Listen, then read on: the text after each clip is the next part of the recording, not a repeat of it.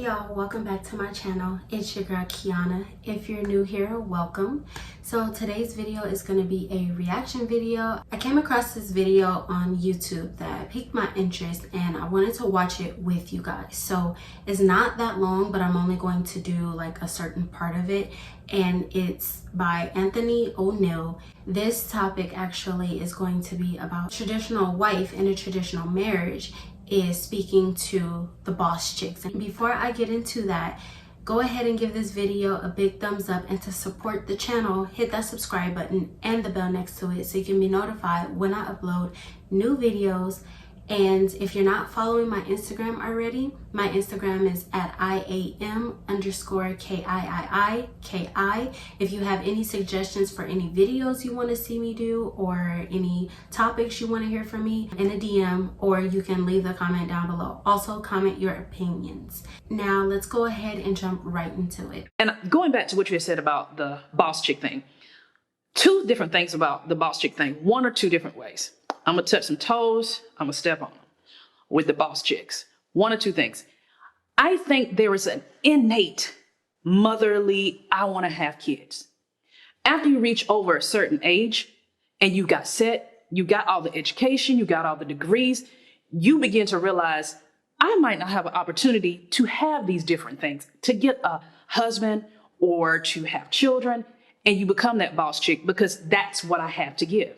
Absolutely. A lot of women actually say, I want to be this boss chick. I want to be my own boss because I can do what I want to. I don't have to clock in and out. I can go to work when I want to, when I feel like it, take trips, make my own money, how I want to, create the business that I want to be in, right? But then when these women get their degrees and they have their entrepreneurships and they put themselves into being a businesswoman, a boss chick for so many years, by that time of 35, or they have themselves settled and then they're reaching 35, they're realizing that, wait, I never got the chance to really find a man, and later on building with that man together so you guys have something together. Most modern women, or these boss chicks, say they want to be established before they even can start a family. And that's just in case the man leaves, and just in case, they just want to have something set up for themselves, just in case they have to be a single mother, just in case they have to be single, that way they can provide for themselves.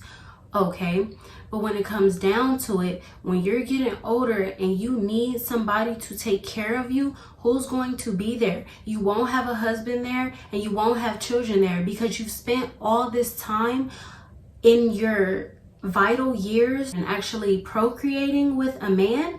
You've spent all these years focusing on you and your career and being a boss chick and doing what you need to do to make sure your bag was secured, but you didn't make sure that your legacy was secured. That's why relationships are so one-sided, really, because people in relationships do not work as a team. At least some men want to work as a team with a woman. That's saying significant other. Why is that saying sign if I can't? You have a significant other to do what you cannot, right? Men want to work as a team with a woman, but the woman wants to be selfish. And the women in these relationships nowadays, these modern women, they want to think about everything that's being done for them and not thinking about the relationship. They're not thinking about the decisions that need to be made for the relationship as a whole. She's only thinking about what benefits herself. She's not thinking about what benefits her man, her family, her relationship, everything. She's not thinking about that. These modern women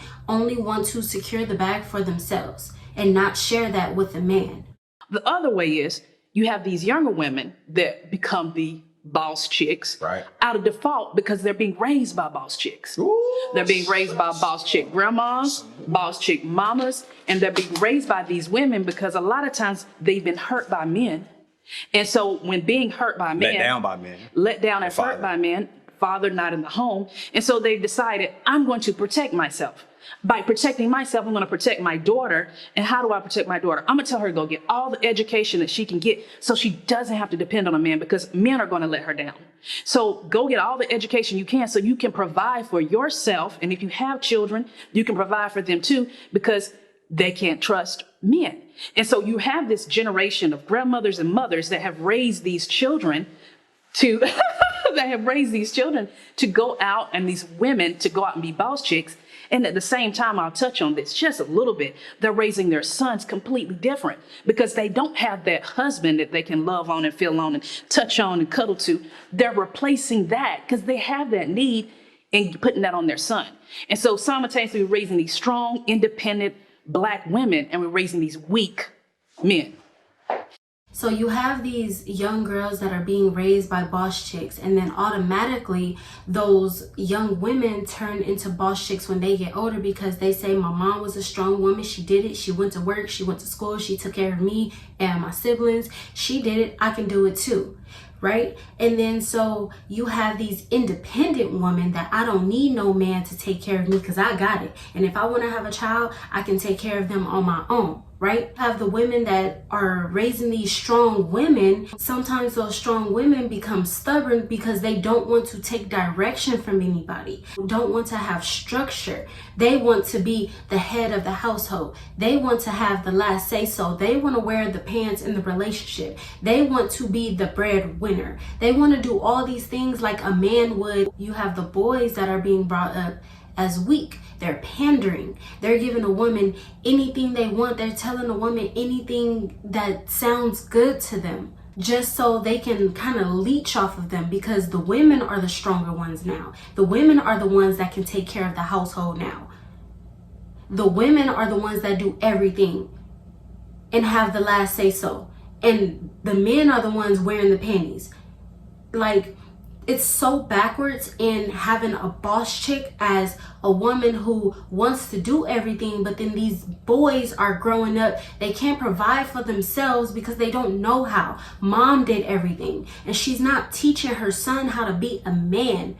She's teaching her daughter how to be a man. And that's where that masculinity comes in a woman because they're doing everything like men would traditionally. For example, if a dad is already not in the household to have structure and discipline over his woman, and she being able to fall in line with his order or with his rules, she can't even teach her daughter how to be a woman in her femininity.